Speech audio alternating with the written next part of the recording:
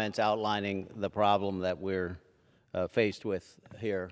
And it sounds like we're up here criticizing the administration, and certainly we are, but it's far beyond that. I think to address a problem, whether it seems like an abstract problem or something that will happen in the future, to address the problem, we must first understand it and recognize that the problem exists. And the policies of this administration do not seem to understand that there is a real crisis up ahead if we don't take steps now to change the trajectory. I have a chart here beside me, and a few of the other speakers have mentioned this tonight. The amount of spending that this administration has incurred above the $4 to $5 trillion that we spend in the federal government every year. This is an outline of the major policies, starting with the American Rescue Plan and on, with student debt is most recent. $4.8 trillion, $4.8 trillion in less than 2 years in office. $4.8 trillion.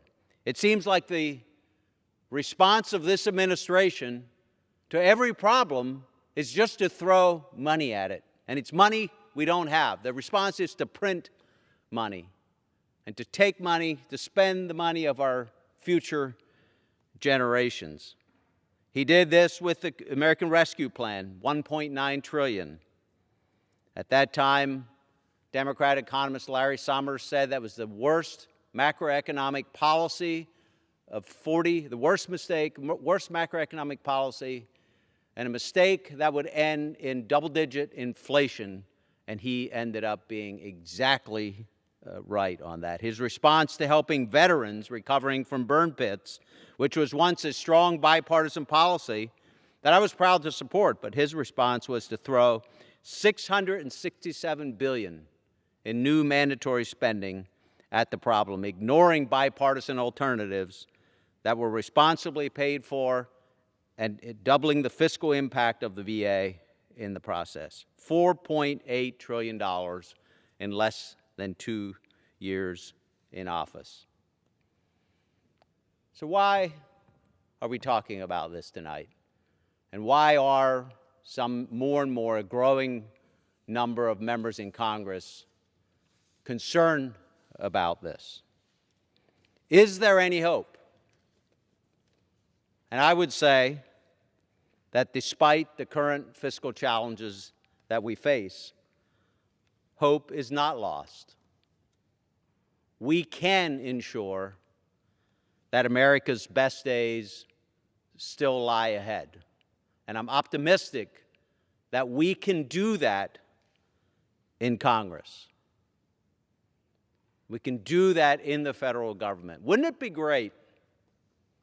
Imagine 20 years from now, we look back to the next Congress, the 118th Congress.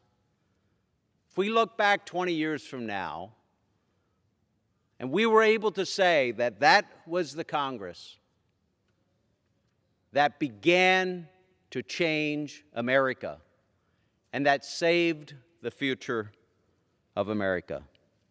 We can do it if we decide that's what we will do.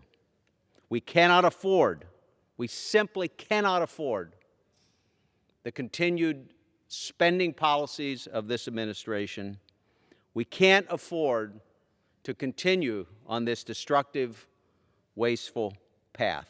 We can't afford to delay and to kick the can down the road. We need to begin to seriously recommit to fiscal responsibility by meaningfully reducing spending and reducing deficits while investing in policies that ensure growth. We need to reject any increases to mandatory spending. We need to enforce, and several other speakers mentioned this tonight, But we have budget rules in Congress that have simply been ignored for decades. We need to enforce our own budget rules that this body set for itself and set for the federal government, and not simply look the other way as we routinely pass bills increasing spending, increasing mandatory spending by billions of dollars. You know, there's a measure of our total debt that I think is worth looking at. Compare it to our total economic output as a nation, or the gross domestic product. Currently, we're at about 130%. Our debt is 130% of GDP. And that's projected to increase as far as we can project at this point. About $1 trillion, we're $30 trillion now, increase over $1 trillion per year under the policies of this administration and previous administrations. That debt will eclipse 185% of GDP by 2052 on the current path. We know how it ends. Every country in history that has spent more money than it had, that has overtaxed and overspent, has failed. It doesn't end well. And while we may think this is a problem far in the future that future generations can take care of, at some point, we will see the devastating impact if we don't change the trajectory. If we don't reverse course, we risk the full faith and credit of the United States, which would put us under threat of a sovereign debt crisis and economic fallout that we've seen elsewhere in nations across the world. It'll take discipline. It'll take reducing our spending. It'll take investing in pro-growth policies similar to those that we implemented just a few years ago that created the booming economy that we had at that time. I want to say I appreciate the comments of a number of my colleagues here. I appreciate the interest in this crisis. It truly is a crisis. And I look forward to working with my colleagues to put forward a sustainable, forward-thinking budget next Congress that both reduces federal spending, implements those pro-growth policies, and puts our country back on a sustainable fiscal future. We can do it, and we must do it for future generations.